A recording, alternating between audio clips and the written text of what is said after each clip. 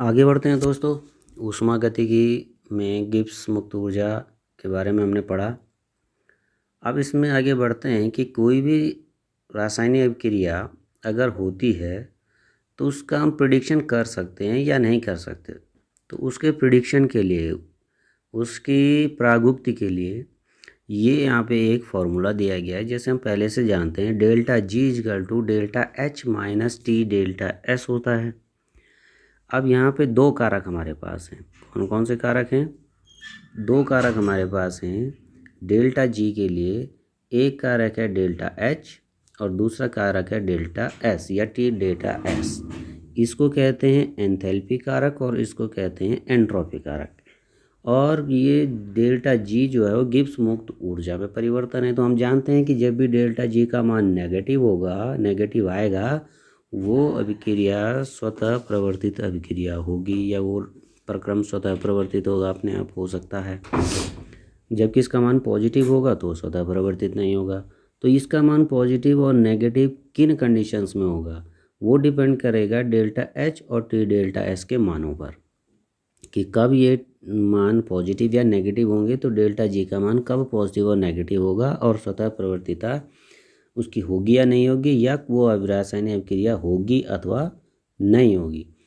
तो इसके बारे में हम देखते हैं। इसमें 5 प्रकार के आपको 5 स्थितियां आपको मिलती हैं इसमें। देखिए पहली स्थिति क्या है, प्रथम स्थिति क्या है यहाँ पे, जब डेल्टा एच तथा डेल्टा टी डेल्टा एस धनात्मक हो। देखो डेल्टा एच ऋणात्मक हो, डेल्टा एच का मान क्या होना चाहिए? ऋणात्मक। तब देखते हैं कि क्या होगा। देखो हमारे पास जो फॉर्मूला है वो है delta G equal to delta H minus T delta S है। यहाँ पे क्या कह रहे हैं कि डेल्टा एच ऋणात्मक और टी डेल्टा एस धनात्मक हो।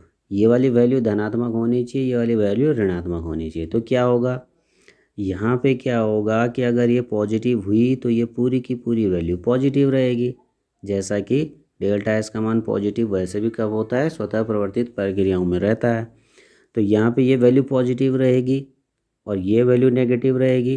तो कुल माइनस वैल्यू और ये भी पूरी माइनस वैल्यू सब आपस में जुड़ करके नेगेटिव कर देंगे, यानी कि डेल्टा जी का मान टोटली नेगेटिव हो जाएगा। तो वो प्रक्रियाएं स्वतः प्रवर्तित होंगी और आसानी से संपन्न होंगी। इसीलिए इनको क्या कहते हैं कि डेल्टा जी का मान अगर नेगेटिव होता है तो वो स्वतः प्रवर्तित प्रक्रियाएं होती हैं। तो ये ध्यान रखें आप। दूसरी कंडीशन पे आते हैं दोस्तों। दूसरी कंडीशन क्या है? दूसरी स्थिति है कि जब दोनों कारक डेल्टा एच और डेल्टा एच तथा डेल्टा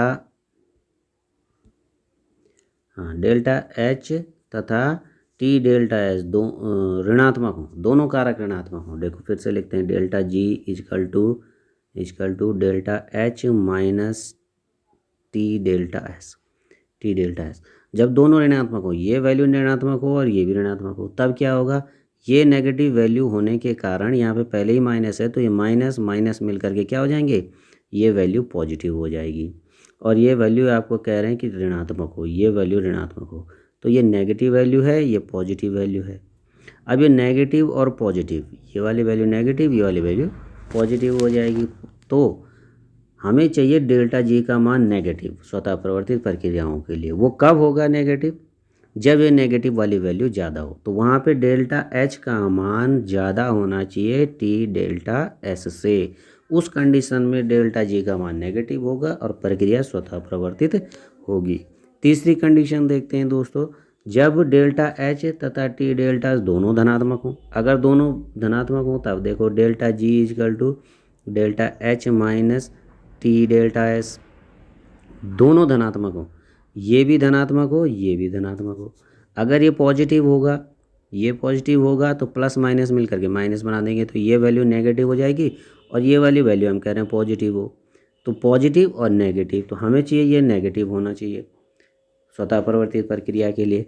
तो वो कब नेगेटिव होगा? जब ये नेगेटिव वाली वैल्यू ज़्यादा होगी। तो उस कंडीशन में हमें टी डेल्टा एस का मान ज़्यादा होना चाहिए डेल्टा एच से। उस कंडीशन में डेल्टा जी का मान नेगेटिव होगा और फिर जो है वो स्वतः प्रवर्तित प्रक्रिया होगी। चौथी कंडीशन देखते हैं, डेल्टा एच धनात्मक हो, टी डेल्टा एस ऋणात्मक हो। Delta G equal to delta H minus T delta S. अब यहाँ पे देखो टी डेल्टा एस नेगेटिव हो, ये नेगेटिव वैल्यू हो,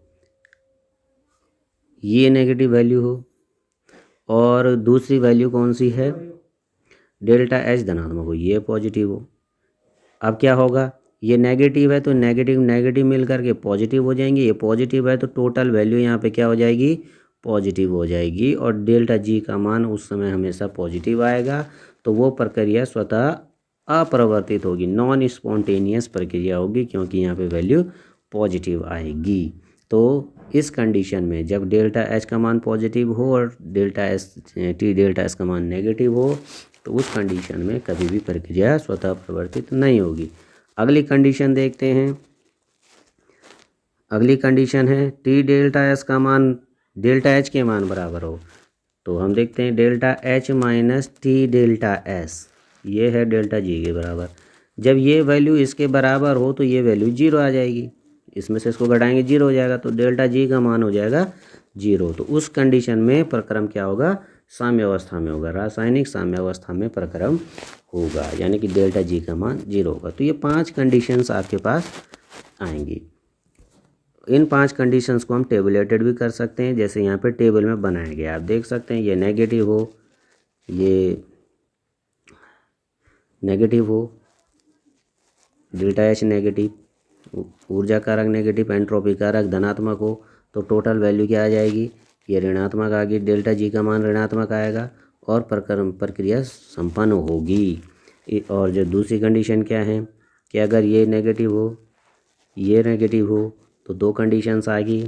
अगर डेल्टा एच ज़्यादा हो डेल्टा टी डी एस से तो ऋणात्मक होगा, प्रक्रिया संपन्न होगी, और उल्टा हो तो नहीं संपन्न होगी। अगली कंडीशन क्या है, अगली कंडीशन है कि ये धनात्मक हो, ये भी धनात्मक हो, तो ये ज़्यादा होना चाहिए तब संपन्न होगी, अगर ये ज़्यादा होगा तो संपन्न नहीं होगी।